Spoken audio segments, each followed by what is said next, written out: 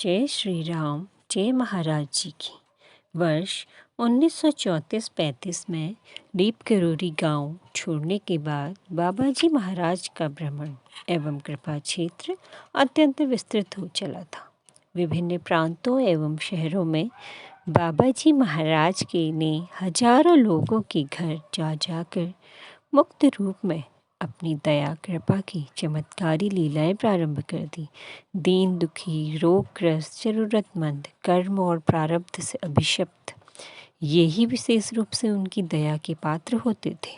परंतु इस क्रिया में अपने को गुप्त रखने की नीति के अंतर्गत वे विभिन्न परिस्थितियों को अथवा समृद्ध, सामाजिक, राजनीतिक, आर्थिक रूप से संपन्न एवं सरकारी पदों पर आरूढ़ व्यक्तियों को इन दया पात्रों के कष्टों को दूर करने हेतु माध्यम बनाते रहते थे।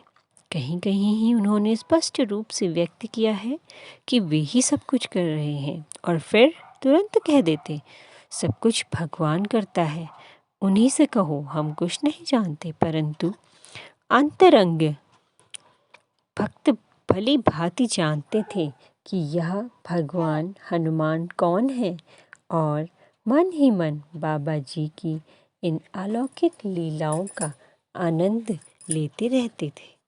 उत्तराखंड में महाराज जी का प्रवेश यद्यपि तीसरे दशक में ही हो गया था, परंतु विशेष लीलाएं 1940-41 के आसपास से ही प्रारंभ हुई। इसके पूर्व महाराज जी अन्य प्रदेशों, प्रांतों एवं शहरों में प्रत्यक्ष रूप से लीलाएं करते रहे, जहां बाबा जी की कल्याणमयी लीलाओं से मुग्ध होकर हजारों व्यक्ति बाबा जी के चरणाश्रित हो चुके थे। परंतु किसी एक स्थान विशेष अथवा व्यक्ति विशेष से तो बाबा जी जुड़े ही नहीं थे और न ही विशेष स्थान में ही वे अधिक काल तक निवास करते थे। आज यहाँ तो कल वहाँ अपने सृजित मंदिरों जैसे कैंची, वृंदावन, बजरंगगढ़, भूमियाधार आदि में भी 20-22 वर्ष की अवधि में भी वे अधिकतम कुल मिलाकर 6 माह से लेकर 2.5-3 वर्ष तक ही छोटी छोटी अवधि में कभी 10 दिन तो कभी 1 माह तक आश्रम में निवास करते रहते और पुनः अन्य स्थानों क्षेत्रों में लीला सृजन हेतु चले जाते। केवल अंतिम 2-2.5 वर्षों में ही वे कैंची तथा वृंदावन आश्रम में 3-4 माह तक लगातार रहे। परंतु बाबा जी की कृपा के फलस्वरूप कई भक्त अथवा स्थान स्वयं ही उनके नाम से जुड़ गए थे और इसी कारण ऐसे स्थानों या व्यक्तियों को भी अपनी पहचान मिली बिना किसी अन्य आधार के। उत्तराखंड में महाराज जी ने पूर्व में केवल कुछ ही व्यक्तियों से संपर्क किया, या यूं कहिए कि प्रारंभ में कुछ ही क्षेत्रों के कुछ ही लोग बाबा जी महाराज को कुछ कुछ जान पाए। यद्यपि बाबा जी उत्तराखंड की समस्त भूमि का जब तब भ्रमण करते रहते थे, कभी किसी गृहस्थ के घर अल्पकालीन वास भी कर लेते थे। परंतु इसी भ्रमण के बीच धीरे धीरे बरेली से लेकर नैनीताल तक के सैकड़ों हजारों व्यक्ति महाराज जी की अलौकिकता से प्रभावित हो गए और उनके भक्त बन गए। विशेषकर नैनीताल हल्द्वानी क्षेत्र के निवासी तो महाराज जी के लिए पागल से हो गए थे। यद्यपि बाबा जी महाराज के इस क्षेत्र में आगमन हेतु कोई निश्चित समय या तिथि नहीं होती थी, किंतु भक्तों को उनके आगमन की जो अनायास ही हो जाता सदा ही प्रतीक्षा रहती थी।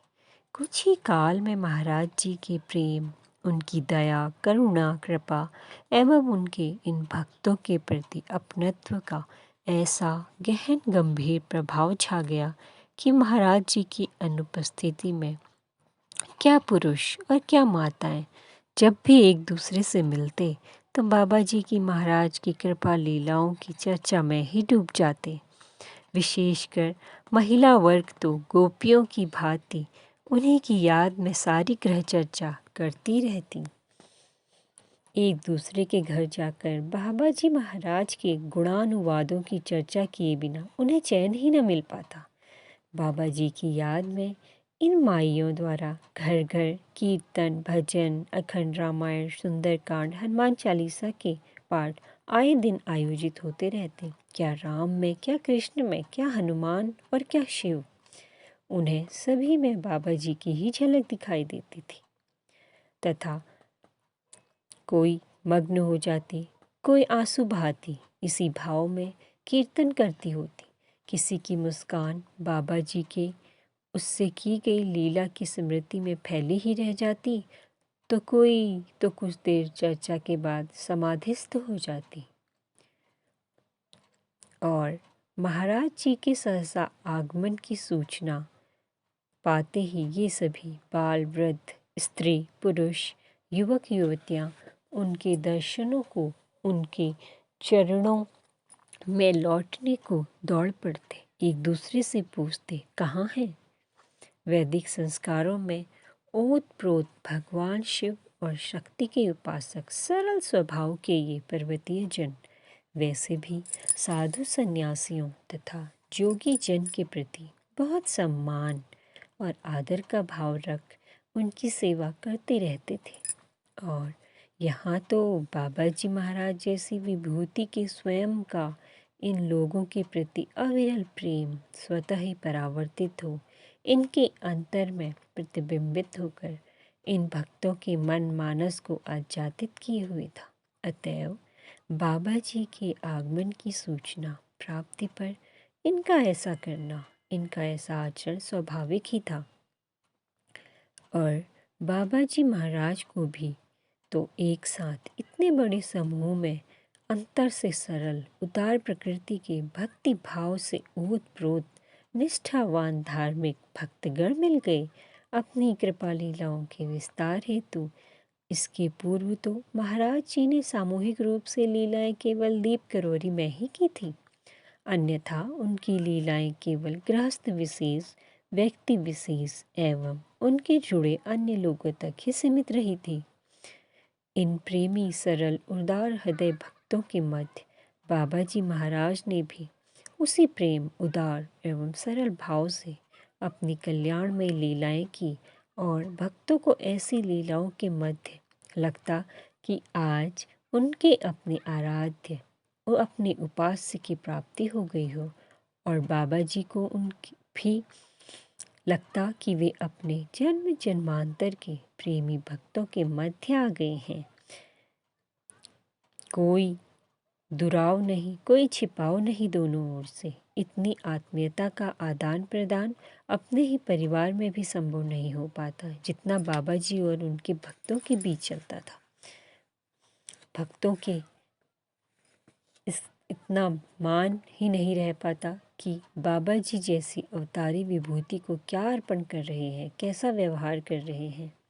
महाराज जी को भी भक्त के इस अर्पण, इस आचरण में एक ही वस्तु, एक ही तत्व दृष्टिगोचर होता। अपने प्रति उस भक्त का निश्चल अविरल प्रेम कितनी मोहक होती थी ये लीलाएं।